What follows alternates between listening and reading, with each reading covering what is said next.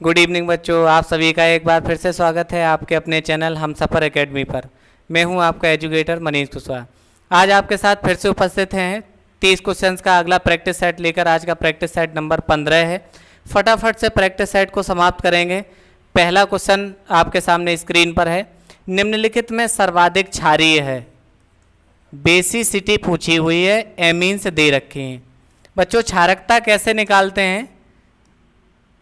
इन सभी के पास नाइट्रोजन के पास एक एक लोन पेयर उपस्थित है। क्षारकता देखते हैं लोन पेयर डोनेशन पर। इलेक्ट्रॉन युग्म दान करने की या प्रदान करने की जिसकी जितनी ज़्यादा क्षमता होगी, जितनी ज़्यादा टेंडेंसी, उतना ही ज़्यादा बेसिक सॉल्यूशन होगा। अगर आप इनके साथ जाएंगे तो ये CH3 जो है, जो NH2 के साथ जुड़ा हुआ है, यह प्लस आई इफेक्ट शो करता है, यानी कि चार्ज को यहाँ देगा और इसको और मोर इलेक्ट्रोनेगेटिव बनाएगा, जिससे ईजिली किसी को लोन पेयर जो है डोनेट कर पाएगा। इसके साथ 2 प्लस आई जुड़े हुए हैं, इसके साथ 3 CH3 जुड़े हुए हैं, यानी कि 3 प्लस आई ग्रुप। तो जितना ज़्यादा यहाँ से चार्ज जाएगा उतना ही ज़्यादा नाइट्रोजन इलेक्ट्रोनेगेटिव होगा और ईजिली यहाँ से अपना लोन पेयर डोनेट कर पाएगा। तो बेसिसिटी का अगर ऑर्डर पूछा जाता है आपसे, गैसियस या लिक्विड, अगर कोई भी टर्म नहीं पूछते हैं तो बेसिसिटी का ऑर्डर आपकी टर्सरी एमीन जो है वो सबसे ज़्यादा बेसिक हो जाएगी। फटाफट से नेक्स्ट क्वेश्चन की तरफ चलते हैं बच्चों। लिखा है ऑर्थोजाइलिन। ऑर्थोजाइलिन में सिग्मा बंधों की संख्या क्या होगी? तो हम जानते हैं ऑर्थोजाइलिन यानी जाइलिन किसको कहते हैं। आपके पास एक बेंजीन की रिंग है और उसके पास अगर CH3 जुड़ी हुई है तो इसको टॉल्वीन कहते हैं। अगर इस पोजीशन पर अगर CH3 जोड़ देते हैं तो ये ऑर्थो पोजीशन पर मेथिल टॉल्वीन हो गई। इसी का नाम क्या है? ऑर्थोजाइलिन। ऑर्थोजाइलिन के अंदर पूछा है सिग्मा बॉन्ड्स की संख्या क्या होगी। तो जितनी जगह पे बच्चों हाइड्रोजन जुड़े होते हैं वहाँ हर जगह क्या होता है? एक एक H प्रेजेंट होता है, सिग्मा बॉन्ड प्रेजेंट होता है। एक एक H के साथ 3 यहाँ पर, 3 यहाँ पर, एक सिग्मा बॉन्ड यहाँ, एक सिग्मा बॉन्ड यहाँ, 3 3 6 और 2 8 9 10 11 12 13 14 और प्रत्येक जगह क्या होगी? H उपस्थित होगी। 11 के बाद 12 13 14 15 और सब जगह क्या होगा? यहाँ पे इस तरीके से डबल प्रेजेंट होगा।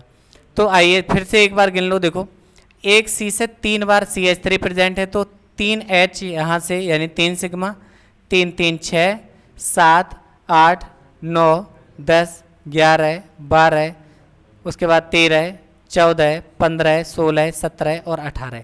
जितने H या सिंगल बॉन्ड बन जाएंगे उतने ही सिग्मा बॉन्ड्स की संख्या क्या हो जाएगी? 18 हो जाएगी। हर जगह क्या होता है बच्चों? सिंगल बॉन्ड पर 1 सिग्मा होता है, डबल बॉन्ड है तब भी 1 सिग्मा 1 पाई, और ट्रिपल बॉन्ड है तो 1 सिग्मा और 2 पाई, यानी कि नंबर ऑफ सिग्मा जो हैं वो हर बॉन्ड पर प्रेजेंट होते हैं। नंबर कितने हो जाएंगे? 18।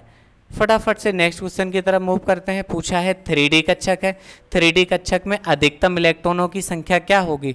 तो सभी बच्चे जानते हैं D कक्षक जब D बनता है तो D ऑर्बिटल के अंदर, D कक्षक के अंदर dxy, dyz, dz, ठीक है, dx² माइनस वाई स्क्वायर और dz², 5 कक्षक बनते हैं। और किसी एक कक्षक में अधिकतम इलेक्ट्रॉनों की संख्या कितनी हो सकती है?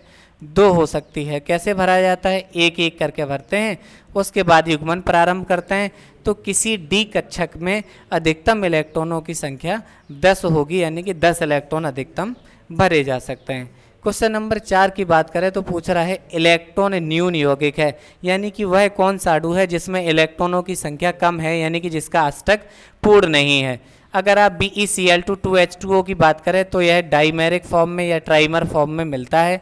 अगर BeCl3 की बात करें तो बैलेंसी सेल में 3 और 3 क्लोरीन के साथ 3 और 3 केवल 6 इलेक्ट्रॉन बनाया है, जो कि इलेक्ट्रॉन न्यून यौगिक है। कार्बन के बैलेंसी सेल में 4 क्लोरीन के साथ 4 + 4 यानी कि अष्टक पूरा किया है। 5 + 3 बराबर 8, यानी कि इसका भी ऑक्टेट कंप्लीट है। तो जो बेरिलियम का क्लोराइड है यानी कि BeCl3 वह आपका क्या होगा? बोरान का क्लोराइड, सॉरी बच्चों, क्या बोरान का ट्राई क्लोराइड जो है वो क्या होगा? इलेक्ट्रॉन डेफिशिएंट होगा, जिसका ऑक्टेट कंप्लीट नहीं है।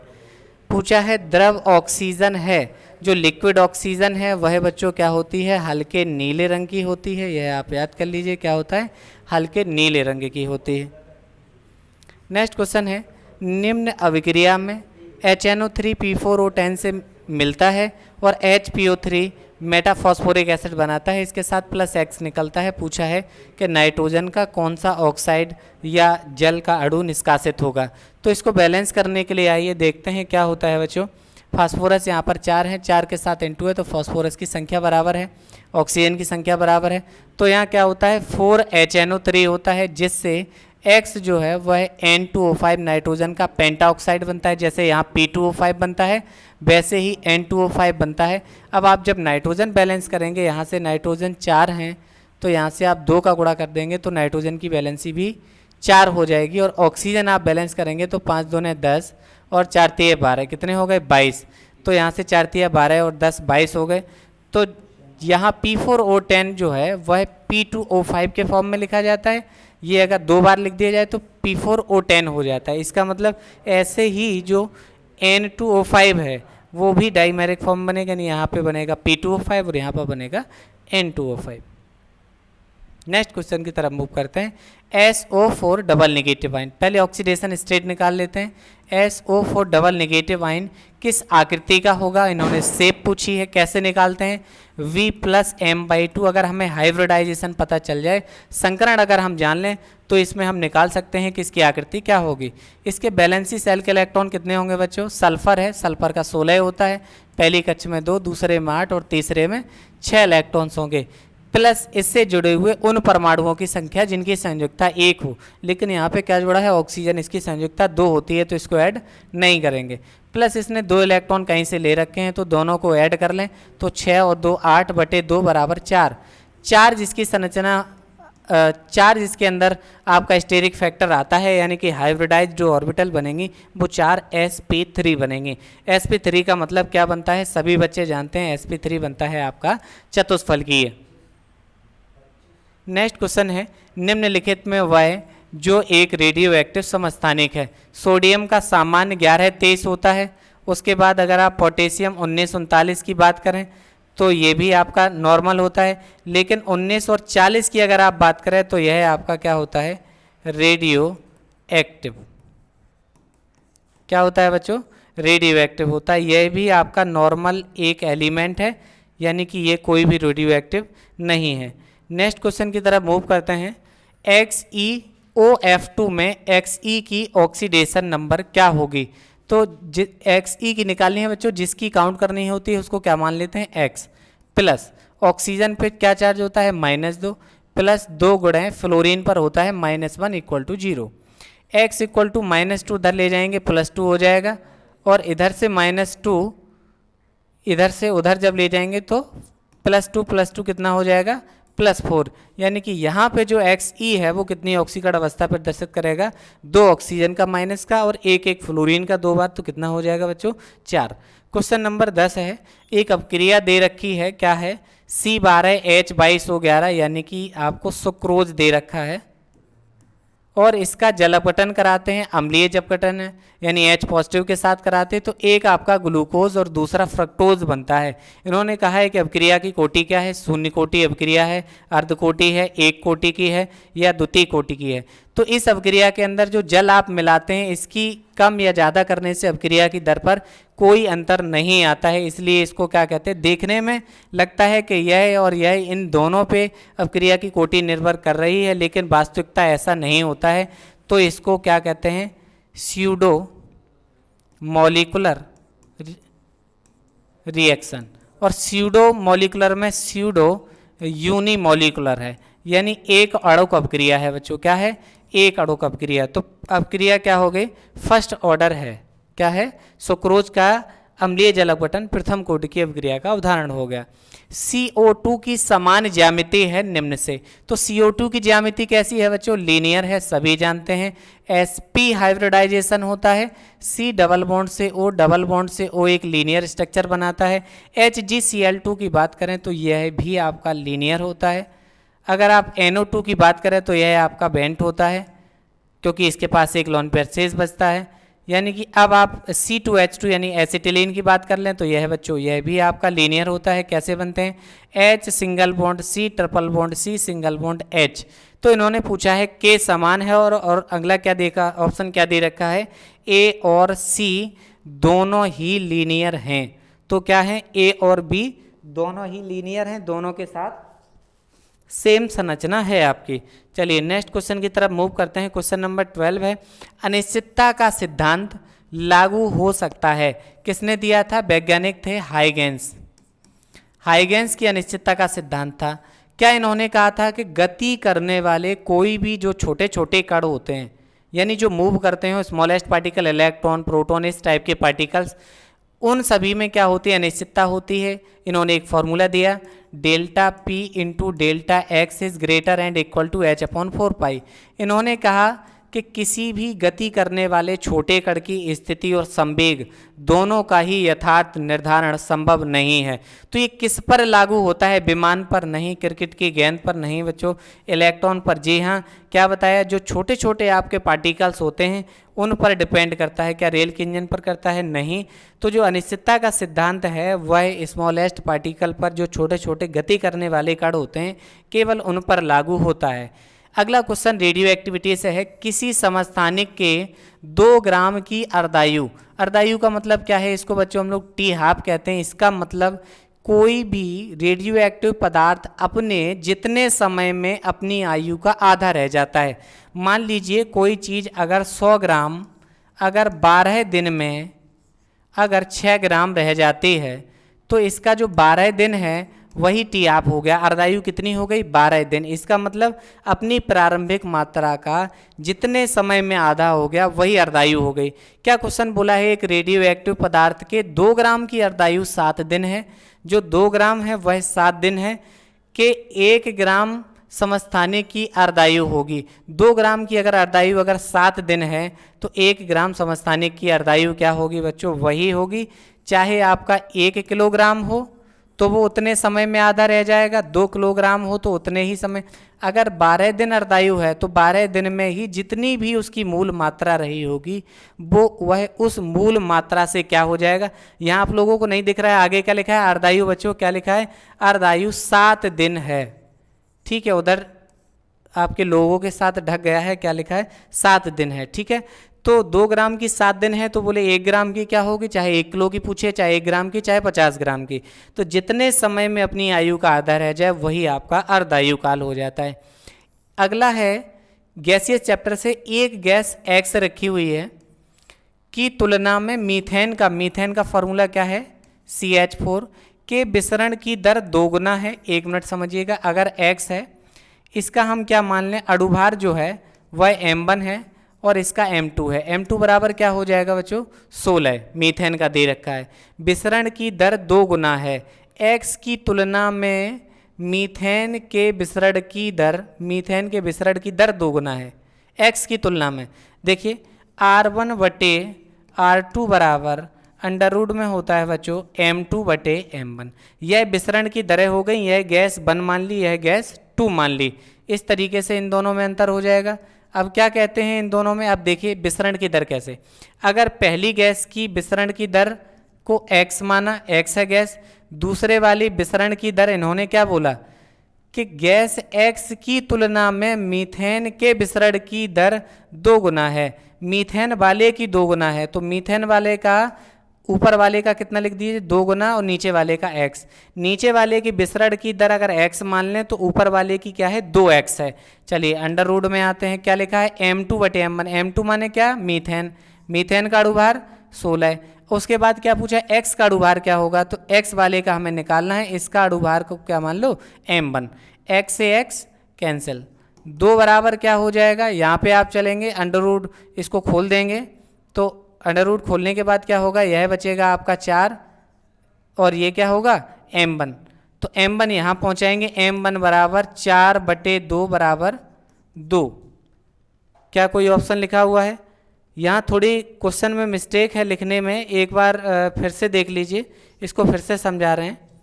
देखो इसमें क्या है बच्चों, कहीं इसमें मिस्टेक है लिखने में, थोड़ा सा समझिए। क्या लिखा है? एक गैस x की तुलना में मीथेन के विसरण की दर 2 गुना है। मीथेन के विसरण की दर 2 गुना है, यानी कि अगर मीथेन को अगर हम M2 माने तो ये 2 गुना है। तो देखो कैसे लिखेंगे, R1 बटे 2R1, यानी कि नीचे वाली जो है वो 2 गुना है। अंडर रूट में क्या लिखा, 16 बटे जिसका निकालना है उसको क्या लिखा, M2 बटे M1। अब क्या होगा, ये दोनों कैंसिल हो जाएंगे, इधर से रूट हटेगा तो इधर क्या लग जाएगा, इधर से रूट हटेगा इधर स्क्वायर हो जाएगा। तो क्या होगा 16 बटे M1। M1 आपको निकालना है तो M1 बराबर क्या हो जाएगा बच्चों, 16 गुणे 4 बराबर 64। यानी जो पहली गैस है X है उसका अणुभार कितना हो जाएगा, 64 हो जाएगा। थोड़ा सा पढ़ने में समस्या थी, एक गैस X की तुलना में मीथेन के विसरण की दर 2 गुना है, यानी कि अगर ऊपर X गैस के लिए लिखा है नीचे मीथेन लिखा है तो मीथेन वाली 2 गुना होगी, इसलिए यहाँ पे क्या लिखोगे बच्चों, 2R1। ठीक है, अगला है S8 S2F2 और H2S में सल्फर की ऑक्सीकरण संख्याएं क्रमशः होंगी।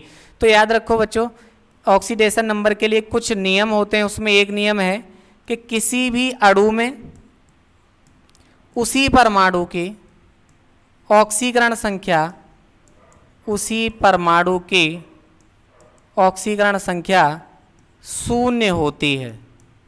क्या होती है, 0 होती है। देखो बच्चों कैसे, जैसे आपसे पूछा जाए O3 में O की, P4 में P की, उसी अणु में पूछ रहे हैं, S8 में S की, ऐसे तो उसी में उसी के अंदर 0 हो जाएगी। तो पहला ऑप्शन क्या हो जाएगा आपका, S8 के लिए 0, इसमें है 0, इसमें है।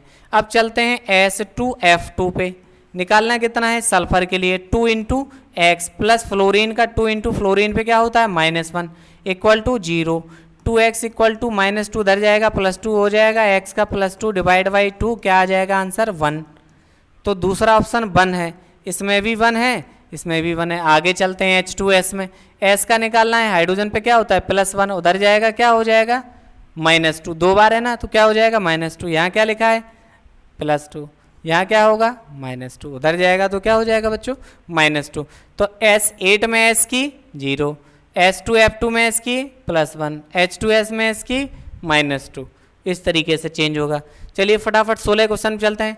CO अणु में कितने इलेक्ट्रॉन हैं, इलेक्ट्रॉन गिनना है। इलेक्ट्रॉन किसके बराबर होते हैं बच्चों, Z बराबर P बराबर E। जो परमाणु क्रमांक है 6 लगा दीजिए कार्बन के और 8 ऑक्सीजन के, 8 और 6 14, गिन लीजिए 14 किस में, सेकेंड ऑप्शन में। ठीक है, तो 8 और 6 में कितने हो गए 14। नेक्स्ट है इलेक्ट्रॉन का हटना क्या कहलाता है, ऑक्सीकरण, अपचयन, जलयोजन, निर्जलीकरण। क्वेश्चन बहुत ही सिंपल है लेकिन डेफिनेशन है ये। जिस तरीके से बच्चों जिंक होता है, जब जिंक 2 पॉजिटिव में जब चेंज होता है तो ये क्या हो रहा है यहाँ पे इलेक्ट्रॉन का लूज, और ऑक्सीडेशन नंबर क्या हो रही है यहाँ पे क्या है 0, यहाँ क्या है +2। ऑक्सीडेशन नंबर जब जब इंक्रीज होता है तो वो प्रोसेस क्या होती है आपकी ऑक्सीडेशन की प्रोसेस होती है, यानी कि रिमूवल ऑफ इलेक्ट्रॉन ऑक्सीडेशन। किसी तत्व का परमाणु क्रमांक 11 है, आप सभी जानते हैं 11 क्या होगा बच्चों, सोडियम 2 8 1। इसका मतलब मेटल है तो इलेक्ट्रॉन लूज करने की टेंडेंसी भी रखेगा, यानी कि इस पर प्लस बना गई। इसके ऑक्साइड का गुण होगा, अगर इसका ऑक्साइड बनाया जाए Na हो गया ऑक्सीजन, ऑक्साइड पे क्या होता है 2 चार्ज, मेटल पे क्या होता है इस पे क्या है +1, इसका गुणा कर दीजिए क्या बना Na2O। हमेशा याद रखिए मेटल्स के ऑक्साइड्स क्या होते हैं क्षारीय। ठीक है, धातुओं के ऑक्साइड हमेशा क्या होते हैं क्षारीय, अधातुओं के क्या होते हैं, लिख लो पॉइंट, ये कई बार क्वेश्चन अलग अलग तरीके से बन जाते हैं। अधातु के ऑक्साइड, उदाहरण बताएंगे, ये होते हैं आपके अम्लीय। देखो बच्चों कैसे, जैसे कार्बन आपका क्या है उपधातु है, सॉरी अधातु है यानी नॉन मेटल है। जैसे ही आप ऑक्सीजन ऐड करोगे ऑक्साइड जोड़ोगे उसके साथ क्या बनेगा CO2, और इसको जल अपघटित करा दो तो H2CO3 क्या बन गया बच्चा एसिड। सल्फर प्लस ऑक्सीजन क्या बनाएगा SO2, कैसी बनेगी अम्ली। आगे घोलोगे तो H2SO3 बनाएगा, SO3 होगा तो H2SO4 बनाएगा। अधातुओं के ऑक्साइड होते हैं अम्ली और धातुओं के ऑक्साइड होते हैं क्षारीय। फटाफट से नेक्स्ट क्वेश्चन की तरफ चलते हैं। क्वेश्चन नंबर 19 है,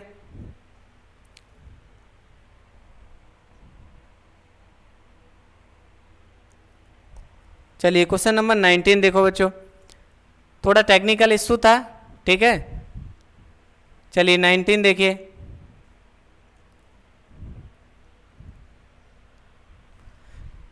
Mg2 पॉजिटिव आयन किसके सम इलेक्ट्रॉनिक है?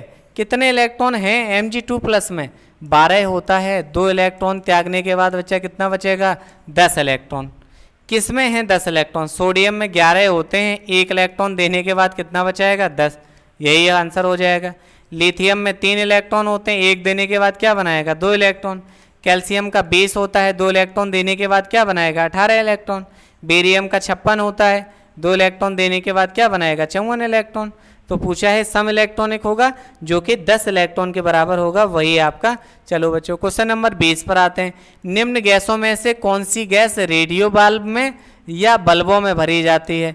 रेडियो बाल्ब में टेलीविजन वगैरह बनाते हैं जिसमें ट्रांजिशन में लगाते हैं बाल्ब, उनमें कौन सी गैस भरी जाती है? तो बच्चों वही आर्गन गैस ही रेडियो बाल्ब में और बल्बों में भरी जाती है। क्वेश्चन नंबर नेक्स्ट है 21, निम्न में से कौन सा ब्रोंस्टेंट बेस नहीं है? यह क्वेश्चन बार बार आते हैं। क्या है? कोई भी ब्रोंस्टेंट स्पीसीज जो H पॉजिटिव यानी कि प्रोटॉन डोनेट करती है या प्रोटॉन एक्सेप्ट करती है। इन्होंने पूछा कि ब्रोंस्टेंट क्षार हैं तो प्रोटॉन दाता जो H पॉजिटिव दे सके वह क्या हो गया आपका? बेस नहीं है। सॉरी, जो दाता होते हैं वह अम्ल कहलाते हैं। सॉरी, जो H पॉजिटिव देते हैं बच्चों वो क्या कहलाते हैं? अम्ल। और जो H पॉजिटिव ग्राही होते हैं वह आपके क्षार होते हैं।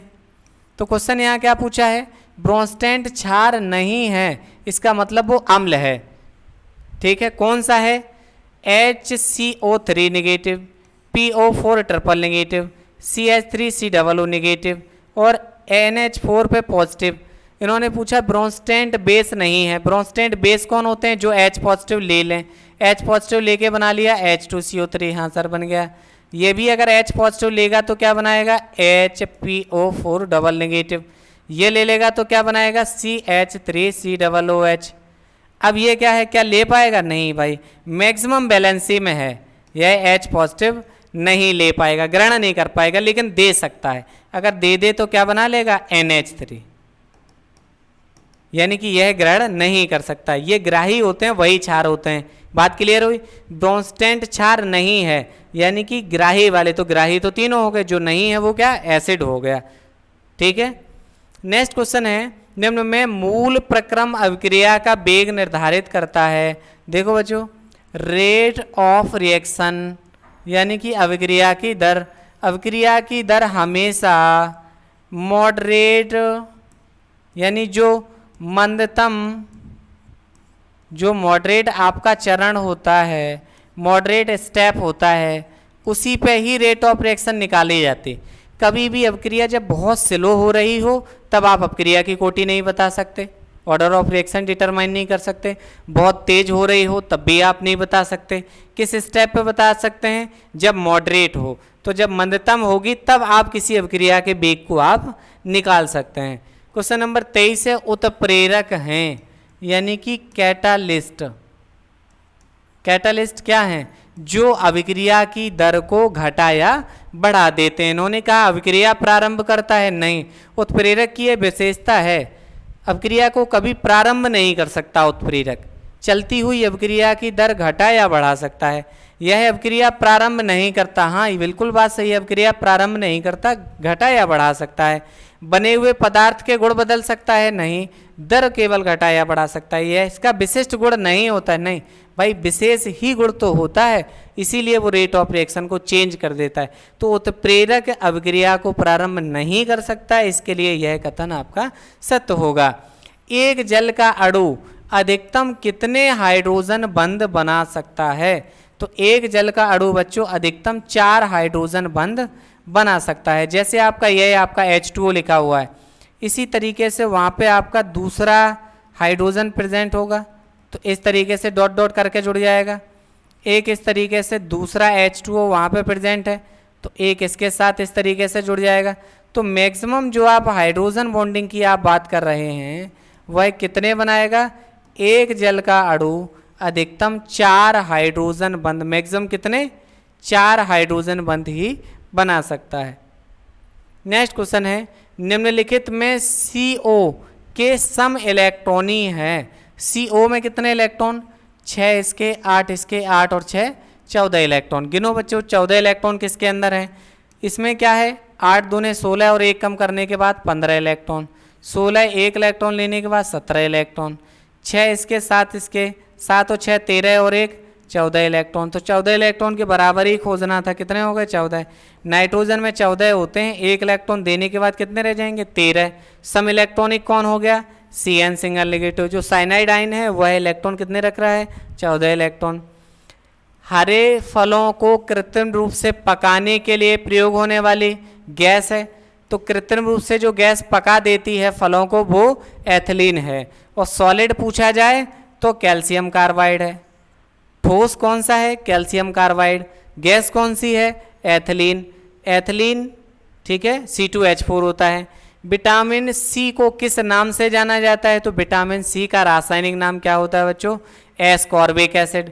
किस में पाई जाती है, खट्टी पदार्थों के अंदर पाई जाती है।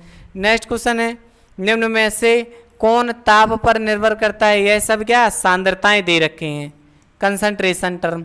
किसी भी पदार्थ की सांद्रता को व्यक्त करने के पद दे रखे हैं। भार प्रतिशत, मोल प्रभाज, मोललता, यह तीनों ही क्या हैं, टेम्परेचर इंडिपेंडेंट हैं, यानी कि इनसे ताप परिवर्तन सर इन पर कोई प्रभाव नहीं होता है। लेकिन मोलरता टेम्परेचर पर डिपेंड करती है।